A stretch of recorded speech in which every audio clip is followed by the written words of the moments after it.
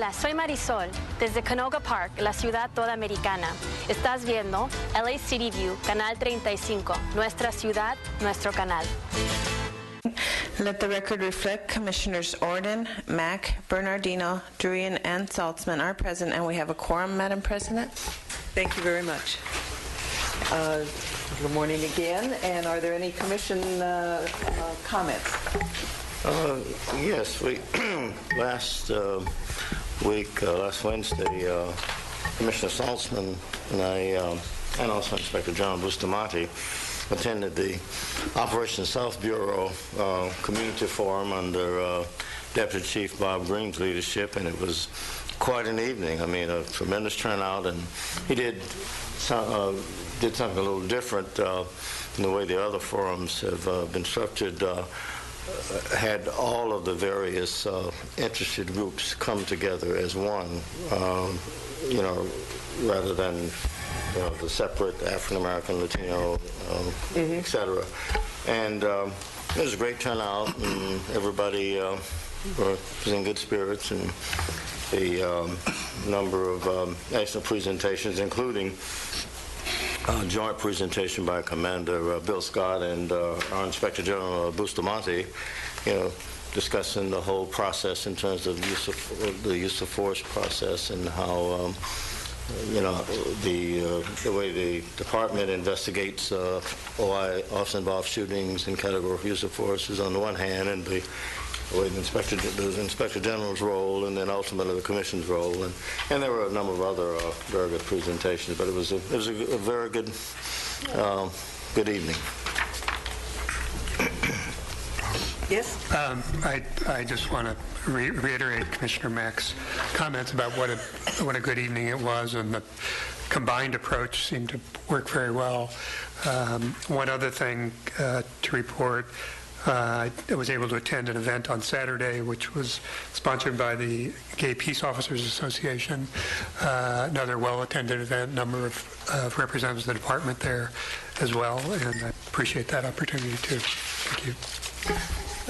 Madam President, the Inspector General is very busy. He and I attended the Central Bureau's African American Forum this past Thursday night, hosted by Chief Perez and the Inspector General and others, and of course the Chief spoke a great deal. It was a good event, and a good community participation, and a lot of participation from our young cadets, and I'm always impressed whenever I see those people together. It's it's hard for me to believe. They're so well spoken and just so just generous of their time, that they're kids that are in high school, and actually young kids in high school. It's always a very impressive time. This was a good event, and again, it's good for us to be in the community and share that interaction. So thank you, Madam President.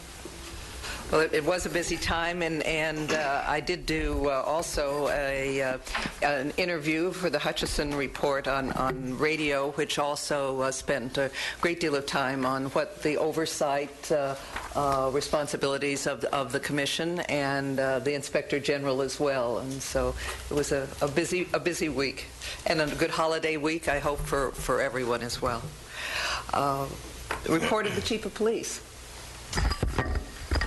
Good morning, Commissioners. Thank you. Last week, the Department celebrated its 4th annual Cesar Chavez luncheon. Was very well attended. Multiple representatives from various different factions of the Latino community were there. It was a really good event. I know that several of the commissioners were unable to attend, and I'm going to make sure that we get that on everybody's calendar early next year. It's a really good event. I know you would enjoy it. Yesterday, Dodgers opener. Thanks to Commissioner Mack's attendance, there were no incidents. Thank you. Thank you, John. You did a great job. It was a giant opener, which is big. Obviously with the historical tensions between the fan bases, but was well policed, well attended. Beautiful new stadium, and I think that everybody felt the presence of the Los Angeles Police Department in making sure that everybody had a safe and enjoyable experience with the Dodgers. On to my report on crime. So this is for the week ending the 30th of March, so that's the first quarter of the year. So we're starting to get some significant results in that they will have a dramatic effect on how we end the year. Homicides down just under 15% as compared to last year. Rapes down 38%, really an astonishing amount. Robberies down 13%, aggravated assaults down 11%. Total violent crime reduction as compared to 2012 is 13.4%. Even more significant as compared to 2011 is 19.4% reduction in violent crime. Property crime down overall in the four categories, 6.6%. Total Part 1 crime, the combination of violent and property, is down 7.8%. Number of shootings in the city is down. Victims shot down 8.8%. Shots fired down 12.9%. We're down in Part 1 crime in all four of the bureaus. Assaults on police officers are down, and officer-involved shootings are also down. Most significant is the progress that we're making in gang crime. I've talked a little bit about this, but I think that if the trend continues, we're going to have a very historic year as related to gang crime. As you know, the city and the department have put considerable efforts that are being replicated and studied throughout the United States into reducing gang violence. The results so far this year are that gang homicides are down 29%, and total gang crime overall is down 20%. When you compare it to 2011, just 2 years ago, it's down 34%. So, you know, we are very close to having a historic year in reduction in gang crime. So I'm very happy about that, and the trend should continue, but of course we always worry about that. Personnel statistics, we have 9,988 sworn personnel. We just started a class of 21. We had heavier than expected attrition over the last couple of weeks, so we're looking at that to see what the causal factors are. If there's anything significant, I'll report to the Commission on it. Reserve officers, Level 1 reserves 272, Level 2s 21, Level 3s 128, total volunteers 1,007. We have 496 civilian vacancies, which leaves us with 2,851 civilian staff. And that concludes my report. Thank you, Chief. As always, it's extraordinarily heartening to hear the gang statistics. On my way in today on the radio was an interesting interview with the Chicago Chief of Police, and they have, for the first time in a very long time, has seen a reduction in their homicides, their gang homicides, to which he attributes both community policing, which he explained as officers who really know their neighborhoods and the areas they're policing, and also gang intervention. So hopefully some of our sister cities are going to feel some of that same improvement. And actually, just on that topic, I'm going to go to Chicago the second week of the month, so I'll get a chance to talk to Commissioner McCarthy, and we'll talk about different things that are working here and working there. That's great. That's great. Report of the Executive Director. Good morning, Madam President, members of the Commission. One brief item related to the agenda. Under the consent agenda, item 7B can be removed from the agenda based on the advice of the City Attorney. That donation does not need to be accepted by the Commission. And that will conclude my report. Thank you. The report of the Inspector General. Thank you, Madam President. I have nothing to report. Thank you. Number 5 is our information and filed items. We have noise variance permits related mostly to Metropolitan Water District from April 1 through April 12. More details in the full agenda. Special event permits on file submitted for the period ending March 29, 2013, and there are 4 of those. Are there any presentations today? No, Madam President. Thank you. We have the consent agenda items, which has been released to 7A. Is there a motion? Move approval of item 7A. Second. All those in favor? Approved. Number 8, then, is our regular agenda items. We have a verbal presentation today from the CPAB in the Foothill area. We have department's report related to asset forfeiture. And may I have a motion? Move approval of items 8, C, and D. Second. All those in favor? Aye. Approved. All right, well, welcome to the Foothill area, and we're looking forward to the report from the CPAB. Well, thank you, Commissioners. First, I wanted to introduce Vicki Birch, who is my co-chair at CPAB and the Queen of Sun Valley. That's Morning. Self-appointed. Self-appointed Queen. And we wanted to talk to you a little bit about some of the exciting things that we have going on with CPAB. And the way that we really use CPAB at Foothill is to really shape the agenda for the year in terms of things the community is concerned about, so that, you know, we're working on the issues that we believe are important to the community, but sometimes they don't line up exactly. So that's where CPAB comes in Foothill to keep us on the right path. So, Vicki, if you wanted to start with some of the things. Madam President, Commissioners, I've been associated with CPAB on and off, well, not on and off, I mean, as co-chair and a member for 13 years, so, and I have seen it expand and contract.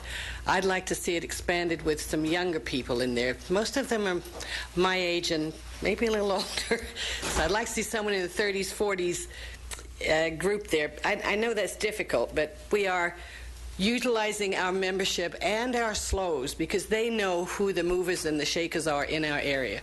They know who the people are that are going to help us lift the area up and not lean on us to do things that can just concern their personal agenda. And we're working very hard to get a cohesive CPAB. We are currently getting everybody certified with CERT, C-E-R-T, because it is going to happen. We just don't know when. That is moving forward. We also work with Officer Appreciation Day that we have every year. So with the community and CPAB, we have a very strong Officer Appreciation Day. This year we did 2 pigs in a barbecue. It was good, and the community brings in really good food, and we have the fire department come in, the sheriff, CHP. It works well, and everybody feels it's a good feeling for it. Got me hungry. Pardon? Well, listen, you can smell it from miles. It was wonderful. I'd like to turn it over to Captain Malinowski for a couple of items. Okay, so I think, you know, we could spend a lot of time going through each item. The main thing is that we've talked a lot about expansion now. There was some contraction in CPAB. We're opening it up, especially in Pacoima, and we're going to leverage the fact that I have Jorge Rodriguez now, who did a good job in Newton with the community. He's going to be our partner in helping us expand, and we do have a lot of interest from some younger folks in the community. And let me just give you one example of something that came out of CPAB at the end of the year that fits this idea of them focusing us. So we've had a historical prostitution problem along Lancashire, in the Lancashire corridor, and we've been doing enforcement on that. We've been arresting prostitutes, doing trick task forces and things. But in CPAB, we had a very honest discussion about what the priorities should be, and it kept coming back to the prostitution problem. And so when we started looking at it, I have a little bit of a crime analysis background. We do start seeing that there's crime generated out of there that was kind of a shadowy figure of crime. So this is one where CPAB brought to our attention we need to do something about what some people in the community describe as an 80-year prostitution problem. And they've really focused our efforts on that, and they're activists, really, about it. They are pushing that agenda. So now we are forming a separate nonprofit that is the Coalition to Combat Sex Trafficking in the San Fernando Valley. And so we have we have a partnership that grew out of that with the city attorney, and we found out about some other remedies that we have available to us that we can use. And we're attacking it from the pimp and the distribution side of it and the demand side of it more than the prostitutes who in many cases are victims themselves, in all cases really. So that's something that grew right out of CPAB, and that's the kind of thing, besides the support we get all year long, that we find is useful. That's terrific. Crime prevention. Fighting conference. Oh, so and the final thing we could talk about is, through the help of CPAB, we did put on a Crime Fighters Conference this year. We had 300 people attend at the Angeles National Golf Club, and when you see everyone that they know, the people on CPAB know they can make these things happen. So we had a great event there. We talked about what went well with crime fighting in 2012, what we'd like to do in terms of data-driven and community-driven strategies in 2013. And we ate well that day, too. So anyway, that's something that CPAB helped us out with, and it'll be an annual event now. Yes, sir. Ms. Birch, what is CERT? You said there was CERT training. Civilian Emergency Response Team. What does that mean? It's the fire department program. It teaches you how to go into a building after an earthquake or a fire and determine what is in there. If there were bodies in there, if there are people in there, and it teaches you how to put out a fire, how to take care of animals, because in our area we have a lot of horse areas. So it's just to assist the community in time of a catastrophe. It's citywide, and it's a very important program put on by LAFD that we partner with. Oh, you said all your members are trained in that regard? They will be. Oh, that's excellent. And you get a nice little green hard hat and a little vest that says CERT on it. And it's important that we are prepared for whatever comes along. It's a great idea. You know, you are your brother's keeper in the time of an emergency. It's a great idea. Captain said I was finished, but I'm not. I will be soon. The grand finale is the national night out that Foothill takes very, very seriously. We have at least 3. The major one is the Stonehurst Park in Sun Valley, and then there's another one in Sunland, Tahunga, and one in Pacoima. And that is the community and CPAB once again coming together. And guess what we do there? We eat! No wonder I'm a lifetime member of Weight Watchers, right? But it's a good community to be in Foothill. Very responsive to our needs, and the LAPD is responsive to our needs also. The prostitution situation, they got one lady there, she like a dog with a bone, and she is going to be taken notice of, which is a good thing. So I am now finished, unless you have any questions.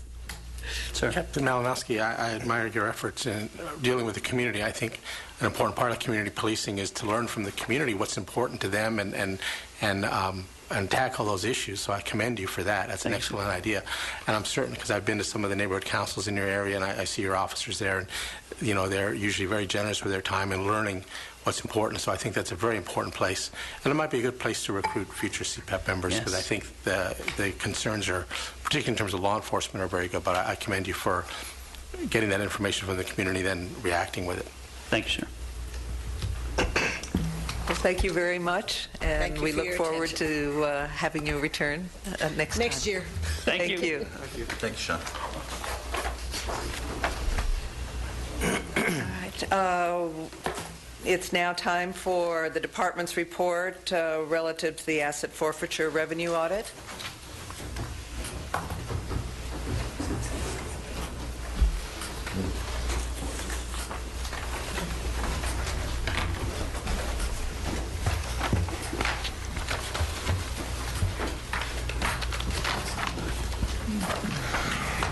Good morning, Commissioners. Morning. Jeff Phillips, Police Performance Auditor 4 with the Internal Audit and Inspections Division. Good morning, Commissioners, Chief. Good morning, everyone. Bill Hart, Captain at Gang and Narcotics Division, and I also brought with me Detective Elva Soriano, who's our officer in charge of the Asset Forfeiture Investigative Detail. Welcome. Commissioners, if I can go ahead and just start off before you have the asset forfeiture revenue audit. And just really brief background on where the focus was. This is looking at the department's Gang and Narcotics Division Asset Forfeiture Investigative Detail. And they're tasked with conducting preliminary investigation of asset forfeiture cases resulting in seizures and assets and subsequent state and federal case filings. The audit itself looked at the protocols and the procedures for conducting these types of investigations and with respect to asset forfeiture. Overall, there's 9 areas that we tested, 9 objectives, and of those 9, 6 of the objectives did very well. There's 3 objectives that I'd like to briefly summarize that may have some room for improvement. With objective number... Gently said, right? Gently said. Being very kind there. We'll get there. I'm sure Captain Hart will cover these things have been addressed. Objective number 1, potential asset forfeiture cases being identified for forfeiture proceedings that were initiated.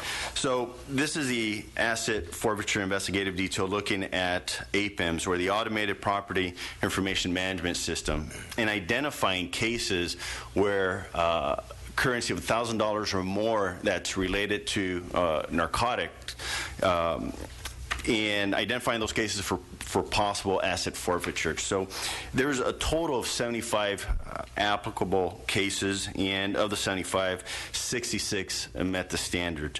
The remaining 9 cases were not identified by the asset forfeiture investigative detail as during the preliminary screening process. With objective number 4, this is the asset forfeiture investigative detail being notified for currency seizures greater than $10,000. And in this case, there's 17 applicable cases, wherein 4 met the standard. In the remaining 13 cases, there is no indication in the associated reports that notification was made to the asset forfeiture investigative detail. And some of the implications here deal with a specialized unit and patrol, and having that understanding of what to do with those cases. I'm sure Captain Hart will cover some of the things that have been done so far. And objective number 5, also dealing with a $10,000 threshold, is a lieutenant or above responding to the seizure scene for currency seized over $10,000. Here we had, again, the 17 applicable cases. We had 5 that met the standard. And in table number 2, on page 7, you see the 12 units or details that where the currency was above the $10,000, and that there is no indication in associated reports that a lieutenant or above responded to the scene of the seizure. Excuse me, is it an issue that no report was generated, or is it an issue that no one showed up? Well, there's no indication that there was a lieutenant or above that was at the scene, and this is before the currency is disturbed. So it's the requirement that a lieutenant or above is at the scene when officers come across this amount of money. Wanted to cover briefly objective number 8, and this is the bank reconciliation being prepared. And although the bottom line there is that there's 100% in the bank reconciliations meeting the standard. However, in the process of looking at this, there's some internal controls that are in place, and that is the Gang and Narcotics Division having a record, and then Fiscal Operations Division having a record, and at some point reconciling those 2 records. And in looking at this process, there was indication that the employees over at Narcotics Division perhaps were not giving the deposit slips to the individual responsible for keeping that record. Now, it was ultimately reconciled with Fiscal Operations Division, and therefore everything matched. However, again, this undermines the internal control of 2 separate records being kept. So that's something that we also brought to attention. Again, everything matched. So there's no discrepancies, but it's just the process of having 2 records being kept at all times. We did go ahead and document under other related matters something else that we noticed with respect to training in asset forfeiture seminars, asset forfeiture guides, and this is really comes from the Los Angeles District Attorney's Office in having individuals that work with asset forfeiture, having them trained and recurrent training so they are aware of any current policy or laws with respect to asset forfeiture. And so there's a lack of training in that area when we looked at the teams system. You know, I saw that under the other related matters, and sometimes we don't pay as much attention to the other related matters. Would it be important for that to be one of the objectives so that we would see that as something that needs to be hit each time? I think from this point forward in conducting this audit again, it would be an objective. This is something that we came across, didn't really contemplate it initially when we developed our work plan and started the audit, but it was something that the auditors came across and it was brought to our attention. We thought, you know what, that does carry some importance. So certainly perhaps forming as an objective in the future, I think would be beneficial. Based on those findings, there are 4 recommendations that we formulated, and I'll go over the recommendations and then I'll hand it over to Captain Hart. So, recommendation that the commanding officer from Gannon Narcotics Division provide training to department personnel regarding the required notification to the asset forfeiture investigative detail in cases of seizures of $1,000 or more that are related to narcotics. Recommendation that the Gang Narcotics Division commanding officer instruct the asset forfeiture investigative detail to record those deposits into the respective registry immediately after the deposit is made. Recommendation number 3, that Narcotics Division commanding officer and sure investigators assigned to the asset forfeiture program attend their respective courses, whether it's the basic asset forfeiture course or the annual asset forfeiture update course.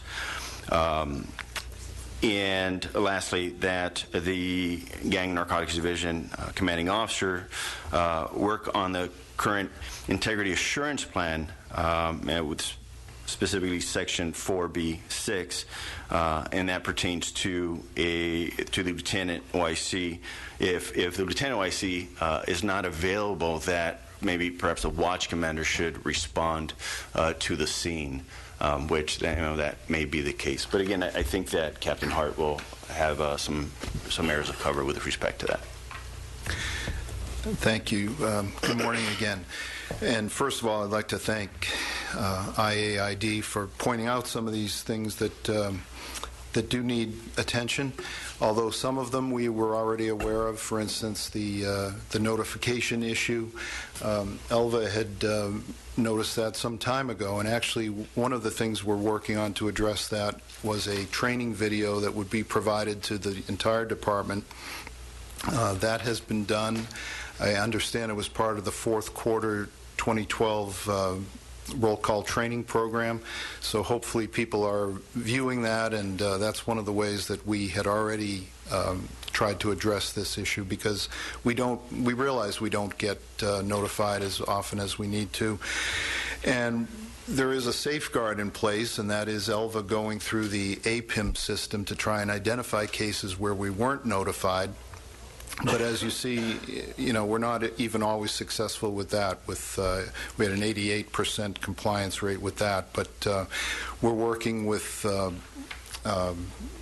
Property Division and Records and Identification Division to try and flag reports that deal with seizures and be notified more promptly when it comes to things like that.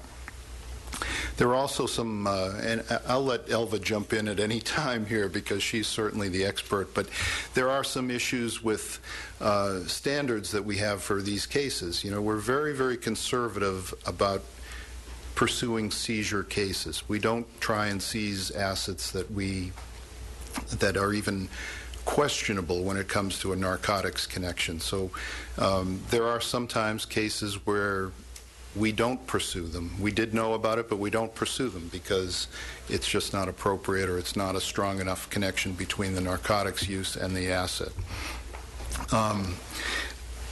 The main issues, as Jeff pointed out, or the most blatant substandard performance were objectives 4 and 5, I believe. I talked already about the video that we have produced to try and address that. We also asked Chief Albanese to circulate a Detective Bureau notice, which was done. But one of the things is that we realized that this integrity assurance plan that Narcotics Division, and it was Narcotics Division when this was created some time ago, it needs updating in a lot of ways. And one of our 2013 goals as a division is to update the IAP, the Integrity Assurance Plan. A lot of it was written back in the days when narcotics enforcement was primarily centralized in Narcotics Division.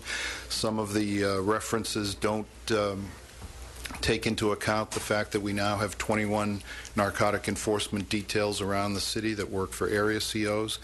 And it also doesn't even contemplate the compressed work schedule. Some of the things like having a lieutenant respond to the scene may not be possible anymore because there are many times when we don't have a lieutenant on duty.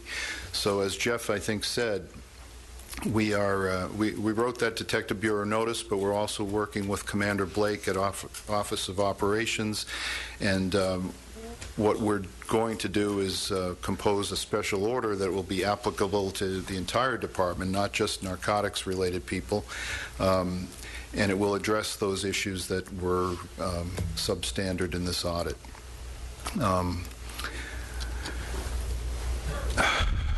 As far as the training of our personnel, we believe it's not as bad as it may look.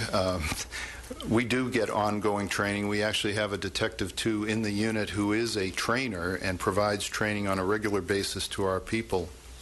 However, there was a failure to input some of that into the team's report so that when IAID looked at it, it didn't show up. But we have now sent everyone, I believe, to the basic training course, with the exception of one detective who's only been there a short time.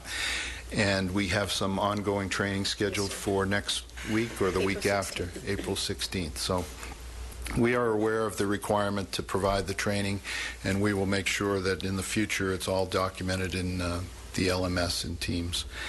Did you determine how many of the 8 actually had the training?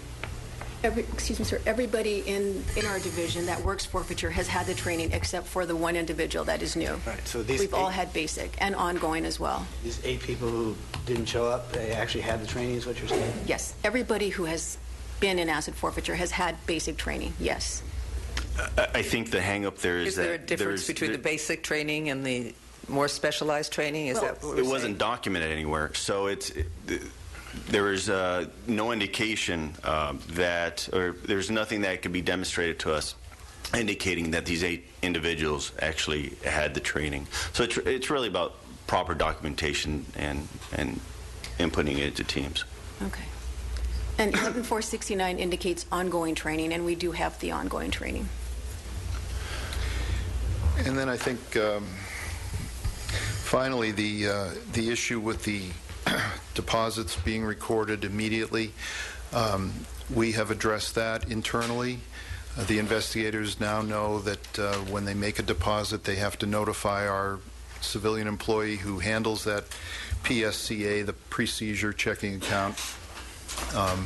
So they will provide the deposit receipt to her, and she will make the entry as soon as possible. Now, usually that will be the same day, but she's the only one that handles that, so if it's a day off or there's some, short break, it may not be done exactly the same day, but it will be done and not found later the next month in the bank reconciliation. So I think we have taken some steps to address all the shortcomings that were found in the audit, and I'm confident that the next time the audit is done, the results will be significantly better. Any questions or? The only thing I wanted to add is just to put in perspective. Bill was he's absolutely right. The criteria that was established many years ago, and it doesn't really match reality now. And so that needs to get fixed. If you note, it talks about the he doesn't just talk about any lieutenant responding. He talks about the lieutenant OIC, and many of these folks don't even have such a person. And then it's a should, not a shall. So there's all that. That needs to be cleaned up. And then the other thing is that you have to remember that until this stuff, a lot of this is about getting there before it's moved and disturbed and counted. And unfortunately, there's no sign on the money that says how much is there. And so, until you move and start counting, you don't know that it's hit the limit. So there's a couple of things that we need to work on that will, just the cleanup of the language in the orders will fix much of this audit. So I understand that you would be changing the order so that a watch commander could review the situation rather than... That's what we're discussing. As the chief just said, and as I believe I said, there are going to be many times that a lieutenant will not be available, but a watch commander, an independent supervisor who is not part of the operation that sees the money. I think that's what the intent of this is. So I think if you don't need to have the exact name person, but a person who's independent of it with some authority, right. I think it's so. That's what the language is contemplated to be. Okay. When do you think you'll revise the language or take a look at it? Well, we're already working, like I said, with OO on the special order, but as far as the entire integrity assurance plan, that's an ongoing project for a goal for 2013. It's in process. Don't have a date when it'll be completed yet, but in the meantime, we're going to address these issues by means of that special order. Thank you. Let me ask one question about a slightly different finding. It's on the bottom of page 5 of 11. This is with respect to number 3, chain of custody maintained for seized currency, and there was a 97% compliance rate, but I'm actually concerned about the one that didn't comply. At the bottom of page 5, it says 97% of the 30 applicable asset forfeiture cases met the standard for this objective. In one case, the money bag was disposed of before the case was closed at the request of a narcotics investigator at an area NED. Therefore, IAID was unable to review the seizure bag. Do we have any idea what happened to that money?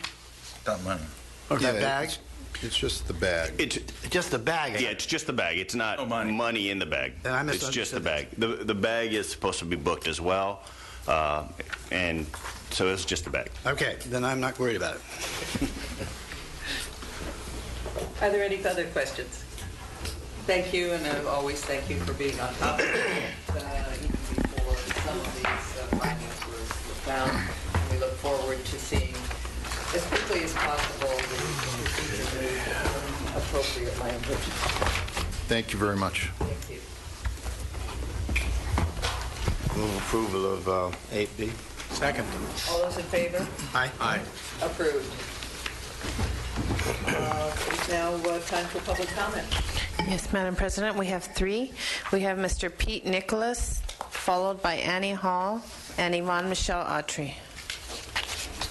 Madam President, my prepared remarks run 40 seconds long, and I respectfully request an additional 45 seconds on the clock so that I can complete my presentation before you.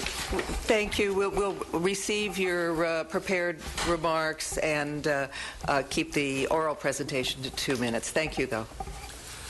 The Rampart Village community surrounding the old Rampart station, now being transformed into new Metro Division headquarters, doesn't have a single inch of public green space, doesn't have a single city-owned public meeting or hearing space, and doesn't even have a single city-owned building except for Old Rampart itself.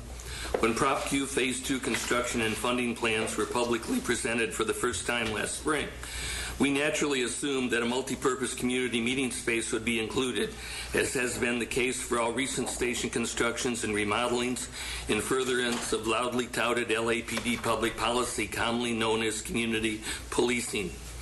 We widely and strongly support the concept and practice and believe you should too always do the same. But while the announced plans called for 3 meeting rooms to be used for training, no multi-purpose community room was planned. When we pointed out the omission, we assumed that one or more of the training rooms would be repositioned nearly for free next to the reception area to function as the multi-purpose community meeting space for such things as LAPD recruitment, crime prevention, neighborhood watch, Cop Scouts, neighborhood council meetings, CERT training, and the like. But we were wrong. Instead, Metro Division, through its current commander, doubled down, insisting that it has no community policing responsibilities or obligations and answers only to its sole client, LAPD's internal needs for intelligence, surveillance, strategic response, and emergency situation management. The LAPD facilities function has received no instructions for modification, and neither has the Bureau of Engineering. Instead, initial plans are finalized over our objection, RFPs have gone out, and bids have been received. We lived through the mistreatment and scandals of Old Rampart, and we have had a blighted, abandoned structure in our neighborhood for years. In addition to the millions already entailed in land and existing building and parking structure, the City Council has approved up to an additional $17 million plus for the reconstruction of. Thank you very much. We will receive your written comments. Annie Hall. Good morning, everyone. Morning. Let me provide evidence that the officers falsely arrested me, stole my home, possession card, my purse and identification so that I could not show the judge my address. The Inspector General came up with his conclusion by preponderance of evidence, but never provided any. On June the 3rd, 2010, I was in a very dangerous situation when I heard the glass break and walked into the kitchen. The 3 officers and 2 criminals were in shock and that I was at home. The officers pulled out their guns. Diaz and Brown searched the entire house. Officer AC held court in my living room. He said that the person with the latest date on the deed is the owner. I'm happy that Officer Brown was there with Officer AC and Diaz. I probably would have gotten shot. Brown told me that I could not be arrested because it was a civil matter. He told me that the 2 criminals, he told them to fix the window and to move on. He told the 2 men that the police officers did not deal with civil matters, that they had to get a writ of possession in civil court. The crooks would have never had gotten my home if it was not for the corruption at Southwest Police Department. When I was bailed out of jail, they had changed my lock and removed my mailbox. I was shocked that Captain Art Miller and Mayberry let themselves get involved in the situation. So what I'm saying is that, I know that y'all are very, very beautiful people and y'all try y'all best and y'all love Los Angeles. And so we all need to try to make sure that everyone is safe and that their property is safe. And so that's my main objective, and that's why I keep coming and trying to get this investigation concluded. And I just want to present my evidence to show that I'm the owner of the property. And thank you very much for having me. Thank you. Yvonne Michelle Autry.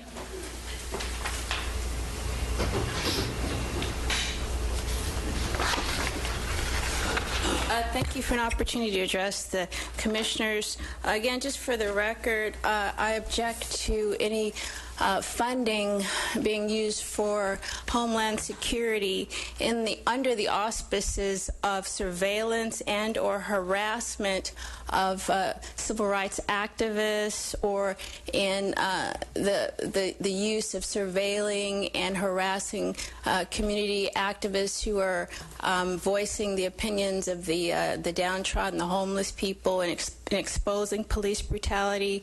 I need this on the record because most recently these SARs, which are suspicious activity reports, to my knowledge, have been filed, and the last 2 occasions, last Monday and yesterday, my room had been illegally entered, my computer has been damaged, my DVD cord has been cut, my camera is damaged, as well as missing personal belongings. I don't know if this is has to do with some conspired effort to silence those of us that are still blocking your regentrification process.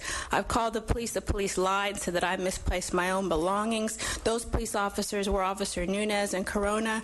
I had to solicit another response, and that was last evening. Officer Medina and Garibay did respond and had to complete and corroborate my report of the damaged and missing items from my room. I've returned to my room on numerous occasions, finding my room open, the top lock, deadbolt unlocked, and I never leave my room unsecured. Yesterday I was at home and someone attempted to enter while I was there. I need this on the record so I can proceed in making sure that the managers are responsible and or whoever is really perpetrating these illegal entries in my room.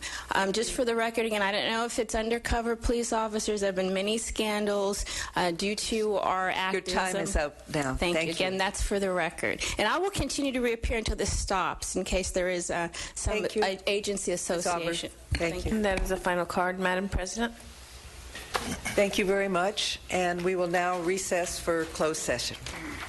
The Board of Police Commissioners will now recess into closed session to discuss item numbers 10A and B in accordance with various government codes.